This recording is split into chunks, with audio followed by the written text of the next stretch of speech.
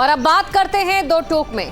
भले ही मुख्तार और अतीक जैसे माफियाओं की मौत हो चुकी है, लेकिन सियासत के लिए वो आज भी जिंदा है। चुनावों में अब उनके नाम पर वोट मांगा जा रहा है। दरअसल संभल मुरादाबाद क्षेत्र में समाजवादी पार्टी के मुखिया अखिलेश यादव की जनसभा थी। वो यहां संभल से गठबंधन प्रत्याशी जियाउर रहमान बर्ग के लिए जनसभा करने के लिए आए। इसी बीच मुरादाबाद जिले के एसपी उपाध्यक्ष हाजी मोहम्मद उस्मान ने मंच से माइक संभाला और अपना भाषण देने लगे। इस दौरान हाजी मोहम्मद उस्मान ने जो कहा वो अब भारी विवादों में आ गया। दरअसल मोहम्मद उस्मान ने कहा कि इस बार शहाबुद्दीन, अतीक, अशरफ, मुख्तार को याद कर वोट करें। इस बयान के बाद बीजेपी हमलावर है। दो टूक में आज इसी पर चर्चा करेंगे। जरा मोहम्मद उस्मान का वो बयान आपको सुना देते हैं और इसको लेकर सीएम योगी आदित्यनाथ ने क्या कहा वो भी सुन लेते हैं।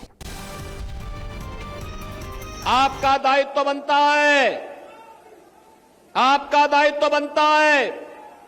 अगर आप विरासत का सम्मान करते हैं तो जिन लोगों ने राम और कृष्ण पर प्रश्न खड़े किए थे, आज उनको वोट के लिए तरसा दीजिए। एक भी वोट नहीं मिलेगा उनको।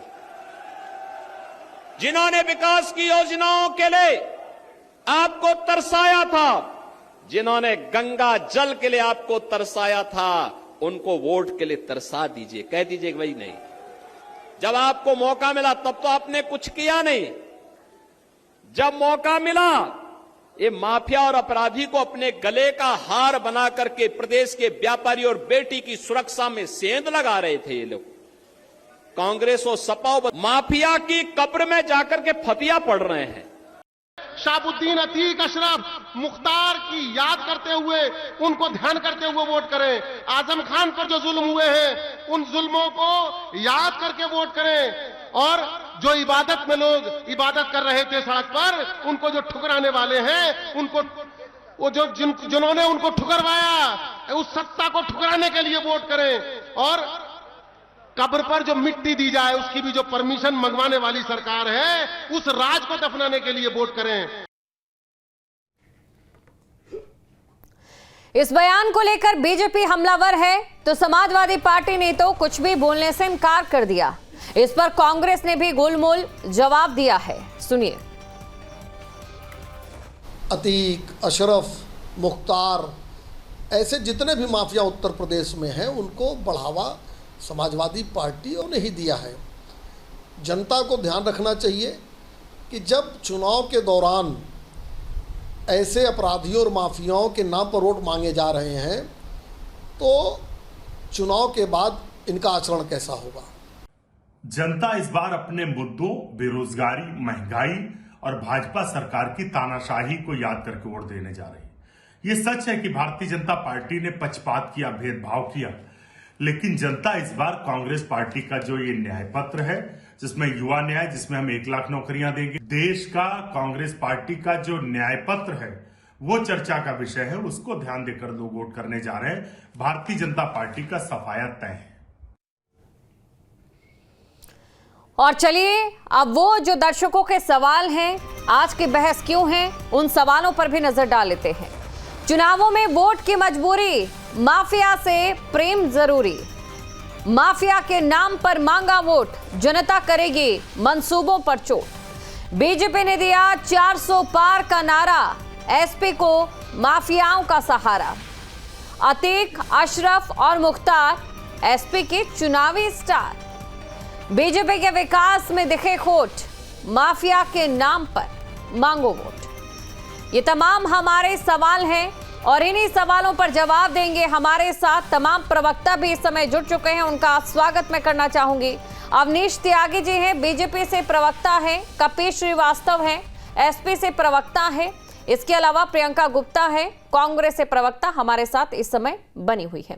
सबसे पहले कपिल श्रीवास्तव जी आपके पास में आना चाहूंगी और ये जानना चाहूंगी, मन से जो तमाम चीजें बोली गई, ये जो अपराधियों का महिमा मंडन जिसे हम कह सकते हैं, ये क्यों किया जा रहा है? जनता के मन में सवाल है, क्या वोट बैंक का सहारा है? बड़ा अच्छा प्रश्न है। जब इस देश के प्रधानमंत्री जी मटन चिकन और मंगलसूत्र पर बात करते हैं, हिंदू और मुसलमान को तुष्टीकरण की बात करते हैं, तो आपको कैसा लगता है? और भारतीय जनता पार्टी से ज्यादा माफियागिरी किसी का यहाँ है तो बता दी। ये वाराणसी के मुखिया जो हैं के ब्रिजभूषण सिंह, ब्रिजेश सिंह, 150 से ज्यादा मुकदमे हैं और आधा, कम से कम ये आधा शतक हत्या के मुकदमे। किसके खास? ये बाहुबली कौन है? भारतीय जनता पार्टी के। और वो छोड़ दीजिए, डिप्टी मुख्यमंत्री इनके दोनों, जिसपे मोहम्मद गौस के हत्या का आरोप है, जिसपे पशु तस्करी का तमाम आरोप है, जिनके ऊपर से योगी आदित्यनाथ जी अपनी सरकार रहते हुए केस उठा रहे। ये ब्रजेश पाठक जी को किस नाम से जाना जाता? बाहुबली। उनके खिलाफ ये अजय मिश्रा टेनी, ये कौन है जिनके पुत्र ने 5 किसानों की हत्या कर दी थी, तार गाड़ी चढ़ा दी? ये माफिया नहीं है, ये कौन है? और ये जिंदा है योगी सरकार में। 0% टॉलरेंस की नीति के कार्य किसका एनकाउंटर कर दिया इन्होंने? और इनके यहां क्या हो रहा है? जेल में हत्याएं हो रही, न्यायालय में हत्याएं हो रही हैं। कोई मुलजिम को आपने शपथ पत्र पे सुप्रीम कोर्ट से लेकर आया है। चलिए, बीजेपी में 1000 कमियां, और इन 1000 कमियों को लेकर मैं बीजेपी के प्रवक्ता से सवाल पूछूंगी, लेकिन मेरा सवाल सिर्फ आपकी पार्टी और सिर्फ आपकी पार्टी की ओर से जो कार्यक्रम ऑर्गेनाइज किया गया, उसके मंच से जो बयान दिया गया, उसको लेकर क्या आपको वो सही लगा? तो हम तो आपको कह रहे हैं जी कि जो जिला उपाध्यक्ष हैं वो क्या प्रधानमंत्री के संवैधानिक पद पर बैठे हुए व्यक्ति? हम लोग उनके साथ नहीं, उनकी बातों के साथ बिल्कुल नहीं, लेकिन प्रधानमंत्री जी के भी बातों के साथ बिल्कुल नहीं। ठीक है, चलिए, आप किनारा कर रहे हैं कि आप उनके साथ नहीं हैं। देना था, वो व्यक्ति हिंदू मुसलमान कर रहा है, वो शमशान। चलिए, यानी कि आपने ये साफ कर दिया कि आपका उनके बयान से एसपी पार्टी का कोई लेना देना नहीं है। और अवनीश जी के पास हम चलते हैं, अवनीश जी से अब आगे का सवाल लेते हैं। अवनीश जी, सपा का ये कहना है कि माना सपा में अपराधियों का जो महिमा मंडन है वो हुआ, लेकिन वो उनके साथ नहीं। लेकिन आपसे मेरे ये सवाल जो एसपी ने पूछा कि क्या बीजेपी का चोला भी पूरी तरह से सफेदपोश है, साफ है? भारतीय जनता पार्टी का चोला पूरी तरह से साफ। और भारतीय जनता पार्टी की केंद्र की सरकार हो, प्रदेश की सरकार हो या अन्य राज्य की, वो 0 टॉलरेंस के काम कर रही है और काम नहीं कर रही, इसके नतीजे जनता को दिख रहे, जनता उसे स्वीकार भी रही। जिस पार्टी जो जिसका जिक्र आप कर रही हैं, वो पार्टी तो उसकी बुनियाद ही माफियागिरी पर है, उसकी बुनियाद ही फिरकापरस्ती पर है, उसकी बुनियाद ही सांप्रदायिकता पर है, उसकी बुनियाद ही नफरत पर है और उसकी बुनियाद ही दंगों पर है। वो पार्टी अब किस मुंह से वापस करेगी, किस चीज को नकारेगी? उसकी तो पूरी जमात ही दंगों के पर है। और जाते नृत्य फैलवाना, दंगा धार्मिक उन्माद फैलाना, दंगों की सरकार हो रही है। 2012 से लेके और 17 तक का जो कार्यकाल है, आप उसको देख सकते हैं। प्रदेश की जनता गवाह है और पूरा मीडिया तंत्र गवाह है। इस तरह का दंगा राज, माफिया राज और गुंडा राज समाजवादी पार्टी के शासनकाल और समाजवादी पार्टी के शासनकाल में होता क्यों? आप उनके मुखिया को देखिए, जो अब नहीं है, वो इस माफिया के जोगी से हाथ मिलाते फोटो छप रही है। इस तरह से शरण दी जाती थी। माफिया और दंगाई आके उनके घरों में बिरयानी खाते थे, उनके स्वागत होते थे। तो ऐसी सरकार से जनता क्या अपेक्षा करेगी? ऐसी पार्टी से जनता क्या अपेक्षा करेगी? और 2012 से 17 तक का जो कार्यकाल उनका जनता ने देखा, वो भयावह कार्यकाल जनता के मन में आज तक बना है। और उसके बाद से कभी प्रदेश की जनता ने इनको मौका, यानी कि आप ये कहते हैं कि सपा में ही अपराधियों की जो है वो नींव है और सपा ही एक ऐसी पार्टी है। चलिए, प्रियंका गुप्ता जी के पास चलते, कांग्रेस से प्रवक्ता है हमारे साथ। प्रियंका जी, आपसे मेरा सवाल, INDIA के तहत आप दोनों इस समय जो मंच है वो साझा कर रहे हैं, जो बयान आज सामने आया है उसे कांग्रेस किस तरीके से देखती है, क्योंकि खुद एसपी की ओर से किनारा कर दिया गया है और ये पहली बार नहीं है जब सपा के किसी नेता ने इस तरीके का बयान दिया हो। लेकिन इस तरीके के बयान आना और एक साझा पार्टी, एक साझा मंच के तौर पर किस तरीके से आप लोकसभा चुनाव में ये आगे की उम्मीद रखते हैं कि क्या हो सकता है मुख्तार अंसारी को लेकर थोड़ी सी सहानुभूति वहां के लोगों में हो जहां के वो थे, लेकिन क्या ये सहानुभूति 2024 में जो बीजेपी का 400 पार का नारा इसे हिला पाएगी? देखिए, सहानुभूति तो तब दिखती है जब प्रधानमंत्री जी मंच से खड़े होके जो उज्जवल जो रमन्ना है, प्रज्वल रमन्ना, उनके लिए वोट मांगते हैं। अब देखिए कि सैकड़ों हजारों महिलाओं के साथ जो है ना बलात्कार किया गया, उनकी वीडियो बनाई गई और उसके बाद आज भारतीय जनता पार्टी के वो अलाय हैं और भारतीय जनता पार्टी के एनडीए गठबंधन के वो कैंडिडेट, उस पर दो शब्द नहीं बोलेंगे, ये भी नहीं बोलेंगे और इनकी कोई महिला नेत्रियां भी निकल के नहीं बोलेगी, ना स्मृति जी बोलेंगी, ना प्रधानमंत्री जी बोलेंगे, कोई नहीं बोलेगा। तो मुझे लगता है कि ये वाकई में शर्मनाक है और वाकई में भारतीय जनता पार्टी का हाथ बलात्कारियों के साथ है, ये दिखता है।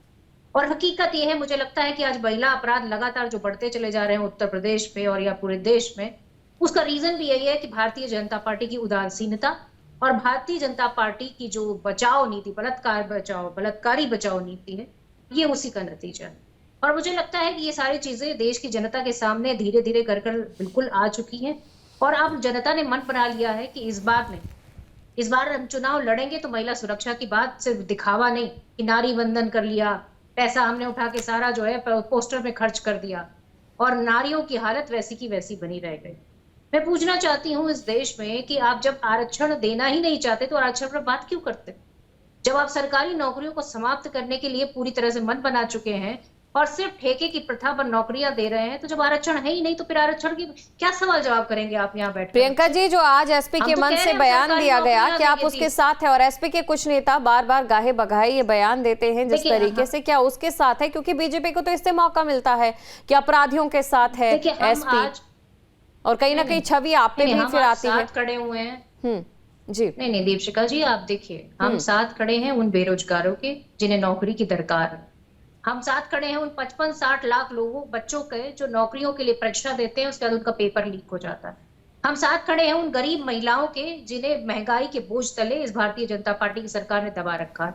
हम साथ खड़े हैं उन किसानों के, जब वो दिल्ली जाते हैं ना तो उनके लिए कांटे बिछाए जाते हैं, उनके लिए कीले बिछाई जाती हैं। हम उनके साथ खड़े हैं और उनके कर्ज माफी की भी बात करते हैं और साथ में उनको स्वामी नाथन की रिपोर्ट के अनुसार एमएसपी भी देने की बात करते हैं। हम साथ खड़े हैं उन युवाओं के जो पढ़ाई के लिए कर्ज लेते हैं, उनके कर्ज माफ करने की बात करते हैं। प्रियंका जी, क्या आप एसपी उपाध्यक्ष हाजी मोहम्मद उस्मान के मन से दिए गए बयान के साथ भी खड़ी हैं? ये मेरा सीधा सा सवाल है। देखिए, मुझे लगता है कि भारतीय जनता पार्टी से सवाल पहले पूछना चाहिए कि वो प्रज्वल रमन्ना के साथ खड़े हैं या नहीं खड़े हैं। ये सवाल ज्यादा इंपॉर्टेंट है रादर देन उसके, क्योंकि ये महिला सुरक्षा का सवाल है। और क्या ये सवाल आपको महत्वपूर्ण नहीं लग रहा है? बीजेपी से मैं ये सवाल पूछ रही हूँ, हालांकि अगर मैं एडीआर की रिपोर्ट की बात करूं तो 40% सांसद हैं ऐसे जो इस समय लोकसभा राज्यसभा में। जी नहीं, वो तो बीजेपी पार्टी में सबसे ज्यादा भरे हुए हैं, बलात्कारी भरे हुए हैं। तो वही मैं कह रही हूँ, सवाल मैं जरूर उनसे पूछूंगी और मैंने कभी ऐसा नहीं किया, लेकिन आपसे मैं इस बयान को लेकर सवाल जानना चाहती हूँ। नहीं दीपशिखा जी, मैं भारतीय जनता पार्टी से जानना चाहती हूँ कि क्या वो उस बलात्कारी को बचाने के लिए उसके साथ खड़े हैं? आज मुंह चुप्पा क्यों है? आज जवाब दें। देखिए, इसे ही मजबूरी कहते हैं, इसे ही मजबूरी कहते हैं कि आप कुछ बोल नहीं पा रही। सपा पार्टी के जो प्रवक्ता हैं उन्होंने साफ कह दिया है कि हम किनारा करते हैं इस बयान से। इम्पोर्टेंट ये नहीं, मेरे लिए इम्पोर्टेंट देश की महिलाएं हैं, मेरे लिए। लेकिन क्या ये साथ रहने की मजबूरी है कांग्रेस की कि इस बयान को लेकर अपना एक रुख नहीं रख पा रही है कांग्रेस आज? नहीं, आप जबरदस्ती दीपशिखा जी इस बयान को लेकर और वो बयान जो प्रधानमंत्री ने दिया उस बयान को लेकर कुछ नहीं पूछेंगे। आज की हमारी चर्चा इस बयान पर, आपको टॉपिक भी पहले बताया होगा, तो उसी को लेकर मैं पूछ रही हूँ कि आप इस बयान के साथ हैं या नहीं? मुझे लगता है कि टॉपिक आज का ये है कि इस देश में बेरोजगारी है, टॉपिक इस देश का ये है कि इस देश में महंगाई है। मैं इधर उधर घूमना नहीं चाहती हूँ, मैं सिर्फ मुद्दे पर रहना चाहती हूँ और इसी मुद्दों की वजह मुद्दा क्या आप एसपी उपाध्यक्ष हाजी मोहम्मद उस्मान ने जो मन से बयान दिया उसके साथ हैं या नहीं? आप साथ हैं उसके या नहीं? लगता है कि आपको एक सवाल नहीं दीपशिखा जी, एक सवाल आप भारतीय जनता पार्टी से पूछिए कि एक सवाल, और इस एक सवाल का जो इतिहास है या इस एक सवाल को लेकर जो तमाम चीजें हैं वो ये है कि एडीआर की रिपोर्ट में 40% ऐसे सांसद हैं, तीनों ही पार्टियों के 40% ऐसे सांसद हैं जिन पर आपराधिक मुकदमे दर्ज है। और ऐसे में अगर सवाल पूछा जाए तो इस पार्टी के सांसद है, उस पार्टी के सांसद है, लेकिन अपने गिरेबान में कोई झांकना नहीं चाहता। अब अवनीश जी आपसे, चलिए आपने ये बोला और आप बयान नहीं देना चाहते, इस पर मैं समझ गई। अवनीश जी आपके पास में आना चाहूंगी। अवनीश जी देखिए, मैं याद आपको दिलाना चाहती हूं, जब आपको याद होगा कि सुबह सपा पार्टी को लेकर अगर मैं बात करूं, ओपी राजभर को लेकर अगर मैं बात करूं, तो उन्होंने जब मुख्तार अंसारी की मौत हुई थी उसके बाद उन्होंने क्या कहा था? उन्होंने कहा था कि वो उन लोगों के दुख दर्द में जिन्हों के काम आए हैं उनके लिए एक मसीहा है। तो ऐसे में सवाल उठना तो लाजमी है। भारतीय जनता पार्टी की नीति बिल्कुल स्पष्ट। भारतीय जनता पार्टी कांग्रेस की तरह दोगली और दुरंगी नीतियां नहीं रखती कि उनके भीतर कुछ है और बाहर कुछ है। उनके अंदर का जो चरित्र है वो बाहर बोलता है। भारतीय जनता पार्टी का बिल्कुल स्पष्ट नीति है। भारतीय जनता पार्टी का चरित्र तो पूरा देश देख रहा है। उनको संरक्षण देने के बाद और उन पर कार्रवाई करने में जितना भारतीय जनता पार्टी ने गंभीरता से कितनी कार्रवाई आपने करी है बलात्कारियों के खिलाफ, वो बताइए। इसी सरकार में नहीं हुई है, इसलिए जनता। देखिए सवाल का जवाब नहीं दिया, इनसे आप नहीं पूछेंगे, प्रज्वला रमन्ना के बारे में बात करें ना। आपने 2 सवाल नहीं पूछे, पूछिए इनसे सवाल। जवाब दे रही है जनता उनको। प्रियंका जी, जो आपसे सवाल पूछा आपने उसका जवाब नहीं दिया। मैं आशा करती हूँ कि आप अभी इस समय उन्हें समय दीजिए, क्योंकि आपसे भी मैंने सवाल पूछा, आपने उसका भी जवाब नहीं दिया, तो आपका भी यहाँ पर हक नहीं बनता दिखाई दे रहा। जी बताइए, मजबूत करेगा, बताइए अवनीश जी। सांप्रदायिकता है, मैं ये कह रहा हूँ कि इनका एजेंडा सांप्रदायिकता है। उस बयान को चलाइए, मैं तो सुनना चाहती हूँ उस बयान को। इस पर ये काम कर रहे हैं, उन पर सवाल जवाब देना नहीं चाहते, ना कार्रवाई करने तो दूर की बात। भारतीय जनता पार्टी 3000 से ज्यादा महिलाओं के साथ शोषण किया गया है और भारतीय जनता पार्टी के प्रवक्ता टीवी चैनल पर बैठाकर 2 शब्द नहीं बोल पा रहे हैं, निंदा नहीं कर पा रहे हैं। ये है चाल चरित्र और चेहरा। इधर घूमेंगे उधर घूमेंगे, उनके भाषण दे रही है। ब्रिजेश सिंह पे, विनीत सिंह पे कितनी कमाई हुई जो उनको समर्थन मुझे आप बताओ। अविनाश त्यागी जी, मुझे उम्मीद थी कि कम से कम आप टीवी चैनल पर बैठ कर निंदा करेंगे, पर आपने वो भी नहीं। ये आपकी पार्टी के चरित्र को दर्शाता, ये आपकी महिलाओं के प्रति उदासीनता को दर्शाता। कपिल श्रीवास्तव जी, अब आपसे सवाल लेना चाहूंगी। कपिल श्रीवास्तव जी, आपसे मेरा ये सवाल कि अपराधियों को लेकर जो तमाम चीजें निकलकर सामने आती, आपने सवाल उठाया था कि बीजेपी में भी अपराधियों का चोला है, मैंने ये सवाल लिया। अब आपसे मेरा ये सवाल कि आपको याद होगा राज्यसभा चुनाव में किस तरीके से चीजें हुई थी और हमने देखा था कि इसका जो खामियाजा है, अपराधियों को लेकर जो बयान दिए जाते हैं, उनको लेकर जो एक महिमा मंडन किया जाता है, उसका खामियाजा कहीं ना कहीं राज्यसभा चुनाव में एसपी को भुगतना पड़ा था। अब तो लोकसभा चुनाव है, इस तरीके के बयान अगर सामने आते हैं तो इसका क्या असर पार्टी पर नहीं पड़ेगा? माना आप यहां पर इस बयान से किनारा कर रहे हैं। एक बार फिर से आप अपना प्रश्न कर लें, शायद वैसे आप कर ही नहीं पाए। राज्यसभा चुनाव में एसपी पार्टी, बताइए। भारतीय जनता पार्टी में ही माफिया है और किसी में नहीं। अरे इनके माननीय मुख्यमंत्री जी पे 302 का मुकदमा था, क्यों उन्होंने अपने ऊपर से उठा लिया? इसी महाराजगंज कोतवाली के अंदर था, वो अभियुक्त थे 302 के हत्या के। कोई राजनीतिक मुकदमा नहीं था एक सिपाही की हत्या की। कपिल जी, वो राजनीतिक मुकदमों की बात अलग है। माफिया आपके यहाँ पलते हैं, माफिया आपके यहाँ संरक्षण पाते हैं और माफिया सिंहासन पर बैठाए जाते हैं। राजनीति में माफियावाद और भ्रष्टाचारियों के लिए वॉशिंग मशीन आपने लगा रखी है, समाजवादी पार्टी ने किया और उसमें अजीत पवार भी जुड़ जाते हैं। कपिल जी, एक बार फिर से अपना सवाल दोहराती हूँ और मैं ये उम्मीद करती हूँ कि आप लोगों से जो सवाल पूछा जा रहा है उस पर आप टिके रहे। कपिल जी, मेरा आपसे ये सवाल है कि अगर इस तरीके के बयान आते हैं तो आपको नहीं लगता कि इससे पार्टी की छवि पर कोई नुकसान होगा? कपिल जी, बार बार आपको कह रहा हूं कि समाजवादी पार्टी ने कभी कोई ऐसा बयान नहीं दिया है जिससे हमारी छवि खराब हो। हमारे में कौन माफिया? हम तो एंटी माफिया काम किए हैं। नई हवा है, नई सपा है। अरे आप बताओ ना, हमारे राष्ट्रीय अध्यक्ष के ऊपर 107। चलिए, आप तीनों का शुक्रिया, आप तीनों हमारे साथ जुड़े और हमारी ये कोशिश थी कि अपराध को लेकर आपसे सवाल पूछा जाए, लेकिन तीनों ही पार्टियों की ओर से जिस तरीके से जवाब दिए गए, एक दूसरे पर कहीं ना कहीं निशाने दागे गए, लेकिन अपने गिरेबान में झांकने के अलावा दूसरे पर आरोप लगाने का जो काम किया गया, उससे तो ये साफ है कि जो एक काल चक्र यहां पर बना है राजनीति में अपराध का, इसे भेद पाना बहुत ज्यादा मुश्किल है। और उसकी सबसे बड़ी वजह यही है क्योंकि राजनीतिक पार्टियां अक्सर हो सकता है वोट बैंक के लिए खुद ही ना चाहती हो। दो टोक में फिलहाल के लिए इतना ही और मुझे दें इजाजत और आप बने रहें न्यूज़ स्टेट के साथ। नमस्कार।